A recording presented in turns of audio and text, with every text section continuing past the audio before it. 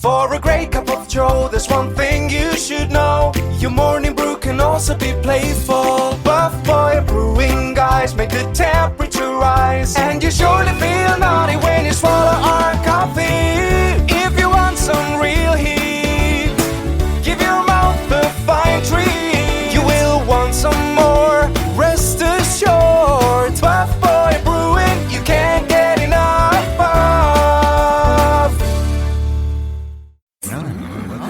It's time for The Scribble, your weekly fix of celebrity chats, bizarre stories in the news, and basic random chatter with best-selling author and syndicated radio host Jeremy Bradley. Make sure your seat is in the upright and locked position and your barf bag is securely in place. Here's Jeremy Bradley.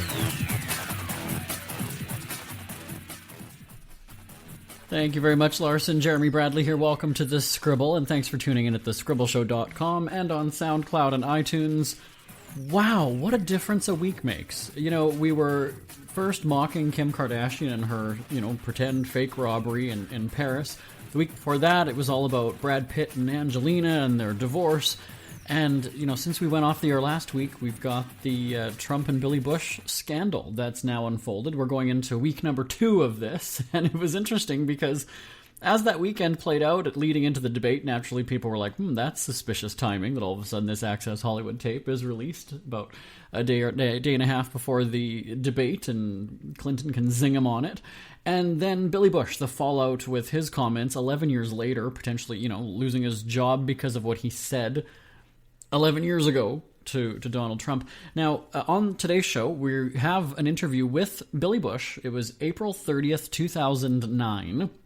He was on our show talking about hosting one of Trump's pageants, and also about some Access Hollywood segments that involved celebrity boobs and butts. Now, some of it has never been aired before. It did not air on our radio show. It was cut for time, and we have the entire clip for you. This is unedited, nothing was touched on it, so you're going to hear, some stuff that should be cleaned up in editing, but we're giving you the whole thing, just to be honest. And you can hear his kids in the background at one point while he's talking about boobs and butts. So that question comes up, does that make him a bad parent when he's talking about things like that? You can judge for yourself when you hear that coming up in just a few minutes. And our friend Dr. Karin Anderson, she's going to chime in about this whole thing. She's kind of a head doctor. She's going to tell us what it's like from a female perspective. If that was your husband, how would you feel? And is it really all that shocking to hear guys talk like that? Because the things that we hear nowadays, and the things that we see on TV in terms of reality shows and breaking news coverage of terrorist attacks, is Trump saying the P word and talking about things like that really that bad?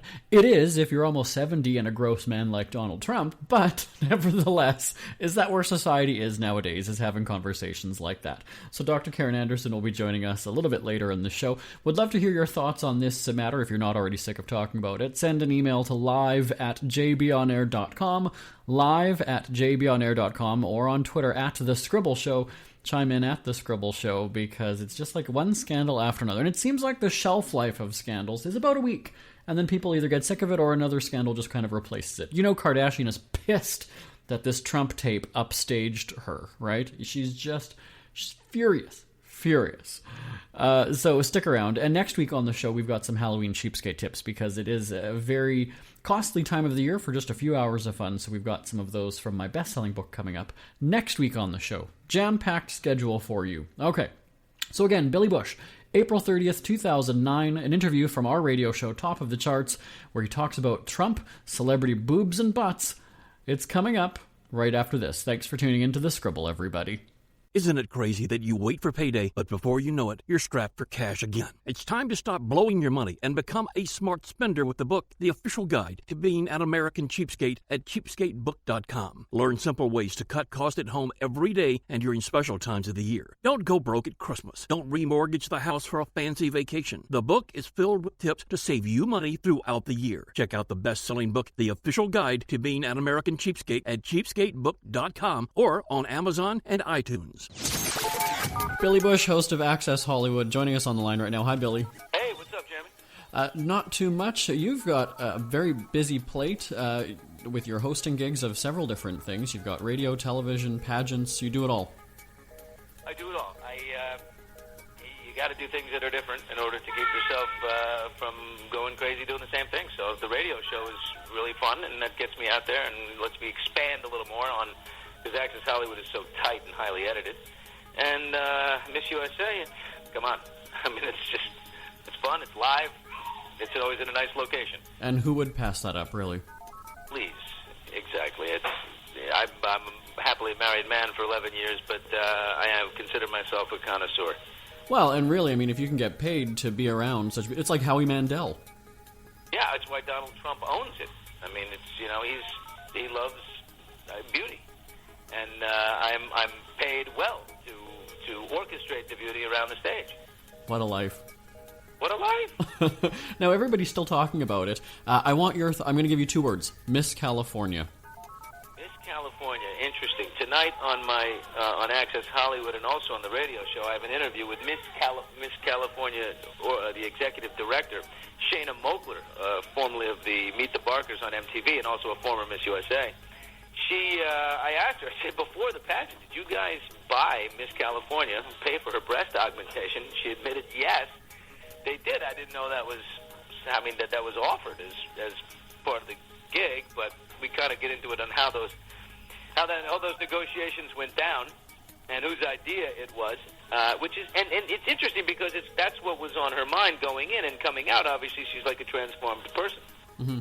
With she's now at the forefront of the traditional marriage crusade. She's been adopted. She's now speaking for National Organization of Marriage. Interesting. Now, it seems like she's getting flayed alive for having a personal opinion about something. Tell me, because, as you mentioned, I know you've spoken with her also on your show since the incident. Do you agree or disagree with her response? Not necessarily her actual opinion, but in the way she answered, on the pageant and in that forum. Well, you're right. The exact question was, Vermont became the 4th state to legalize same-sex marriage. Do you think all states should follow suit? Why or why not? So the question was about states. Individually, should all states follow? And she ended up giving a personal opinion on same-sex marriage. So she just got blindsided by the question. She was like, whoa, holy mackerel, and that's what she came up with. That moment is... I've seen wheels spin off a lot worse than that. In fact, Arizona was a little bit before her, and her answer was brutal. But I think that she could have answered the question differently and maybe done a little better. But at the end of the day, she had this personal opinion and feeling in there, and she shared it. Every day you're reporting on... It's the majority of the opinion of the country. It's also the same position as Barack Obama, at least politically. Mm-hmm. So that could almost be... I'm not alarmed by her answer. I think it's interesting that she's at the forefront of it. Now, that could almost be considered a low for her, and every day on Access Hollywood you're talking about celebrity highs and lows. And speaking of that, this month on the show, we're going to be seeing a lot of the tops, and that's not to say that being at the top of a list is a good thing. One of the things that you're going to be featuring is the top 5 meltdowns. Tell me what else you're working on for that series. Well, that's the top 5. The 5s have been people are going crazy for this, because they're breaking out body parts and limbs and all kinds of things. It's like the top 5 boobs, the top 5 buns, the top 5. Even I'm like looking at the boss going, what is going on here?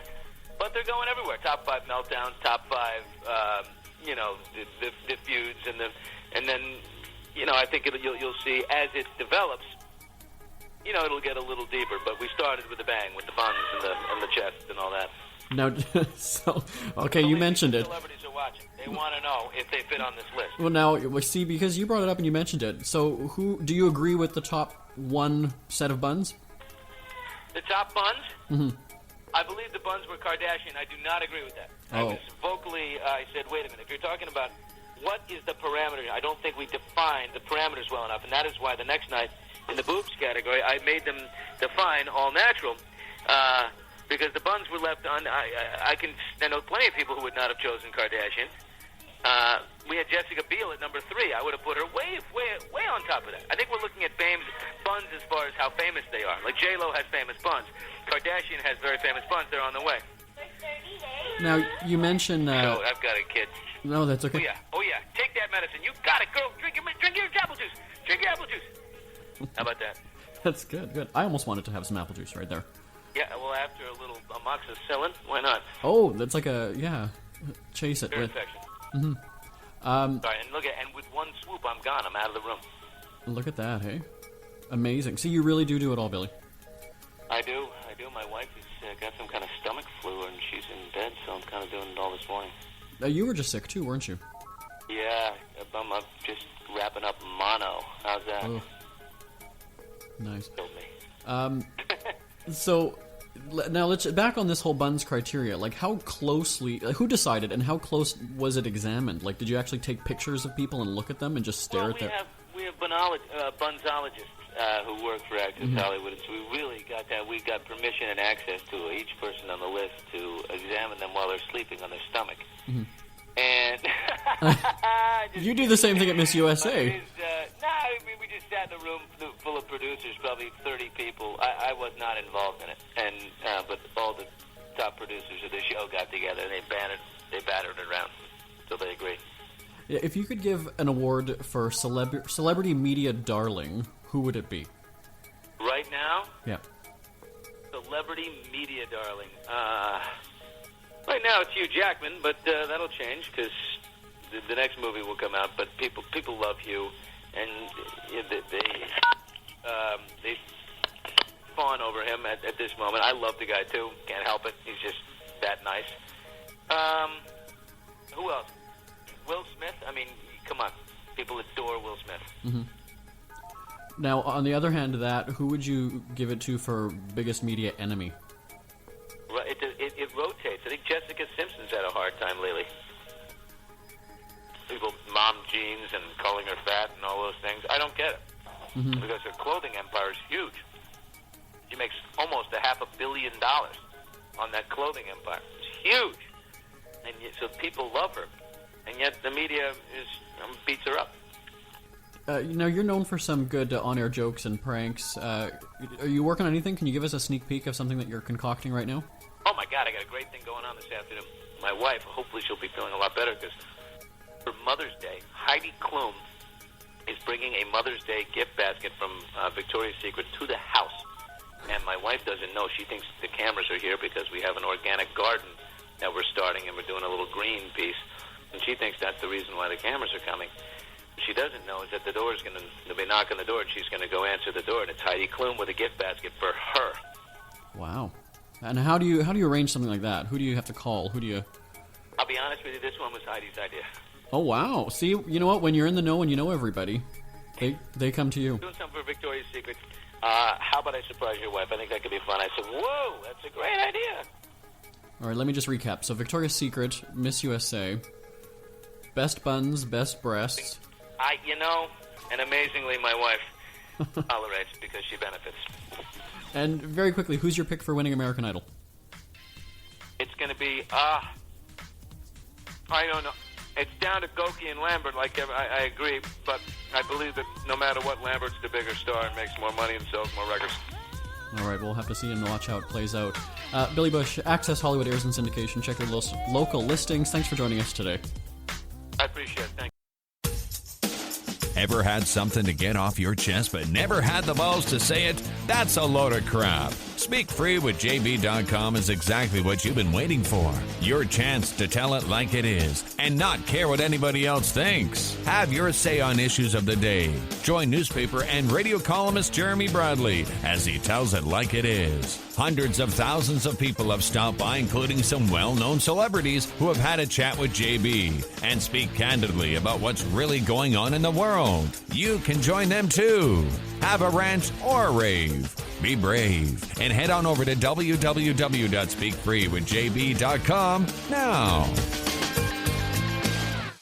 Who are the Kardashians feuding with now? What did that little thug Justin Bieber do this time? Who's getting hitched? And who's headed for Splitsville?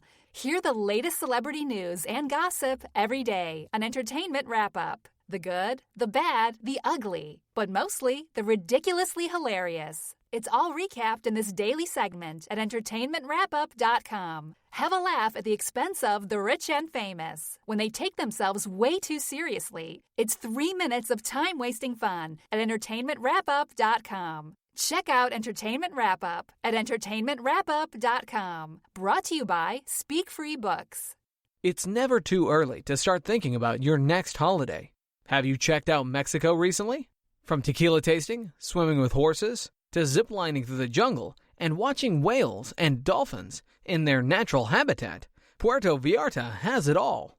Visit mexico.jbonair.com to see all the fun PV has to offer. That's at mexico.jbonair.com for hundreds of photos, interviews, and videos from around the tourist hotspot. Check out mexico.jbonair.com for all the fun. That's mexico.jbonair.com. We hear you chirping. Get scribbling. Tweet up the Scribble at The Scribble Show. Join the discussion with Jeremy Bradley. It's all going down right now on Twitter at The Scribble Show and at thescribbleshow.com. Well, Dr. Karin Anderson joining us on the line. She's going to chime in on this story that either everybody loves talking about or hates hearing. Dr. Karin, how are you? I'm fine, thanks, Jeremy. How are you? I'm good. And see, I'm one of those people that I love talking about this. It's an entertainment story now. So I've got to ask you, I know you've already heard what Trump had to say. That's been in the news for how long? Do you look at Donald Trump differently now after hearing his comments than you looked at him a week or two ago? No, because none of that surprised me. And obviously I know what the rest of us know. We know what we hear from this source. We know what we hear from this source. All sources tend to have some sort of angle, whether they're liberal or conservative. But everything I've heard of that man, none of that was inconsistent with my impression of him. And so we have these people, Gloria Allred, she's the bloodhound who's always out defending women. You know, she wants more tapes from The Apprentice released because she wants to know. But like you're saying, is that really going to make a difference when you already know what you know about him? Why bother? Yeah, to me, no. And I think that people pretty much have an impression of him, again, based on their own political affiliation or their own interest in his past as a reality TV star and as a business mogul and so forth. And I don't know that digging into anything further is really going to have anything different come to light. I think it's going to be more of the same. And I don't understand also, just on another point, I'm good with women having people advocating for us and so forth, but also, I mean, we can hold our own too. I mean, I don't know that we need people getting so into it, and then it's just discrimination. I'm thinking, well, it was just talk. You just having a conversation with a guy. I don't personally like what they were saying, but I'm not going to be all bent out of shape about a conversation that I'm sure millions of men across the world are having very similar conversations on a daily basis. So, and let's be honest, lots of female TV hosts in recent days and all week have said, while I've asked guys if guys really talk like that, of course guys have told them no. Of course they've said that. Now, and now not all guys talk like this, nor am I saying that it's acceptable behavior, but people do talk like this. So, is the shock more because he's running for president, or is it because guys are having this conversation? Like, should Chris Hansen from Dateline be after him? Do we feel that Trump is going to be a predator now? No, I don't feel he's going to be. I think it's another example of let's take this and let's blow it up because it's newsworthy. And I don't think that always folks in the media are always being completely objective, although journalists are supposed to be. I think sometimes they're looking for something that's going to be sensationalistic, and they're going to just ride that wave and get the ratings. And so, yeah, I think to my mind, I heard about the tape, then I went to YouTube and watched it, and I was like, oh, I thought it was going to be way worse. The way people were reacting. Yeah. Now, as a wife, you've been married several times. 6, 7, is it? I'm up to 7 now. Yeah, and Larry King, one of the most. No, I'm just. I always tease Karin about that. But as a wife, and so let's say your husband, a public figure, even though he made such comments 11 years ago, do you have a conversation with him about it? You were married to him at the time, but is it kind of like, you know what, he said it so long ago, like, who cares? What would be your take on this as a wife? Right, so now that goes to a different level for me. That would be personally just hurtful, because I'm not even trying to say, like, boys will be boys, but I just know that men are going to have conversations like that. But now, once you're married, and once you've said vows and he's committed to me. Now that, like, I'm not offended, like, for all women everywhere, but as a wife, that would be hurtful. And I would be irritated. I'd be like, really? You're talking like that? Because we're married, and now that, to my mind, is different. It's on the personal level, and it's more of a violation of the marital vows, more so than a violation or a trying to be discriminating to women in general, to my mind. So let's add another layer to this, because the evidence of Trump and his comments about females have been widely reported on The View back in, could it be 2006? I don't recall the exact year. And, we've heard about how he talks about his own daughter on Howard Stern's show. Stern says, your daughter's a hot piece of ass. Is it okay to say that? He says yes. So say you're married to Trump and you know that he runs beauty pageants and he's made comments like this. Do you think Melania is really that surprised by it? I mean, she sort of came out last weekend and said, it's hurtful, but was she just sort of doing that to save face? What if you know that your husband's like that, are you really going to have a reaction? Well, right, and interesting. I had not heard of Melania's response, but somehow, for some reason, I missed that. But you knew your husband. I mean, she had to have known. And I don't know the woman at all, and nor do I want to suggest that I can speak for her, but I know that when I was getting married, in each of my engagements, which there were 7 or 8, yeah, as there you were pointed few. out, Yeah. no, but when I was engaged, well, even before I got engaged, I was looking for, observing this person that I'm considering committing my life to, and that's the time to figure out if this person conducts themselves in a way that is consistent with something that you can handle. Now, of course, there's things that happen, again, as Trump put it, in the locker room that women aren't privy to, and that she couldn't possibly know. But I think, especially him being a public figure, I think she knew. She says, the words my husband used are unacceptable and offensive to me. This does not represent the man that I know. He has the heart and mind of a leader. Let's sort of flip this around, because how many times have we heard someone, male, female, old, young, whatever, they're really, really mad and they say, oh, I'm going to kill him. Oh, I'm going to kill her. They don't mean it literally. And that's murder we're talking about. I would think worse than grabbing someone. But you know what I'm saying? It's like, what, people aren't blasted for saying that. You're not hearing about people losing their jobs because they said 10 years ago, oh, I'm going to kill him. Right? Mm-hmm. Mm-hmm. What makes this different? Yeah, and I'm one that tries to be very careful, because I do think words are powerful. So I don't want to try to dismiss words. It's completely meaningless. I mean, words are powerful, and the way we frame our speech, it's meaningful. But you're right. I mean, people are able to say things, and everyone kind of just understands it's in the heat of the moment, or in this case, it's just boys, like, posturing. And I mean, I think sometimes guys do that from my observations. Guys sometimes try to, stick their chest out and beat their chest and kind of look like I'm the top dog in the room or whatever. And maybe that's what was going on. And I do think the impression of the President of the United States matters. It certainly matters worldwide, no question. And leadership is huge and it's important. But at the same time, we know that many, many, many past presidents have done a lot more than talk in terms of being inappropriate with women. So it's kind of interesting that where we choose to draw the line and what we choose to find will be offensive, and what we choose to go, well, men do such things. You heard earlier in the show our interview with Billy Bush from a few years ago, back in 2009. He was talking about hosting one of those pageants and even saying that Trump surrounds himself with beautiful women. Let's swing over to Billy Bush, formerly of Access Hollywood, and I guess formerly of NBC now. He was talking about celebrity boobs and butts, and again, not even necessarily guy talk, because it was segments that were coming up on Access Hollywood, so we can't blame him for that. But something that did catch a lot of people's ears is that he's talking about them with his kids in the background. So is this concerning that a parent was having such conversation right in front of their kids? Yeah, I didn't like that. I mean, of course, if his kids are 1.5, I mean, I don't know how old his kids were at the time, it's going to go over their heads. But I do think as a parent, we have to be very, very careful about the content of our conversation.